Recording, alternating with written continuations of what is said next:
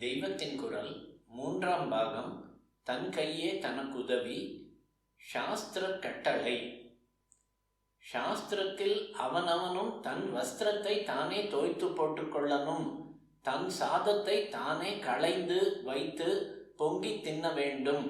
ஸ்வயம் பாக்கம் என்பது இதுதான் என்றெல்லாம் தான் சொல்லி இருக்கிறது. கந்தையானாலும் கசக்கி கட்டு என்கிற போது கட்டிக்கொள்வது மட்டும் இவன் என்றில்லை, கசக்க வேண்டியவனும் இவன்தான்.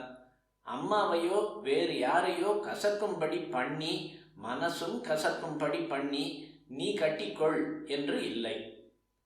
ஒருத்தனுடைய நித்திய சரியைகளை, அன்றாட நடவடிக்கைகளை தர்மசாஸ்திரத்தில் சொல்கிற போது அவன் காரியம் முழுவதையும் அவனே பார்த்து கொள்ளும்படிதான் வைத்திருக்கிறது.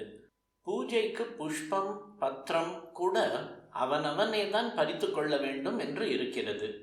ஆனாலும் குரு மாதிரி ஸ்தானத்தில் இருக்கிற ஒரு பெரியவர், வயோதிகர், மாதா பிதாக்கள் ஆகியவர்களுக்கு கைங்கரியம் செய்வது புண்ணியம் என்பதால் இப்படிப்பட்டவர்களுக்காக சிஷ்ய ஸ்தானத்தில், புத்திரஸ்தானத்தில் இருப்பவர்கள் வஸ்திரம் தோய்த்து போடுவது, புஷ்பம் பறித்து தருவது, பூஜா கைங்கரியம் பண்ணுவது என்றெல்லாம் ஏற்பட்டிருக்கிறது.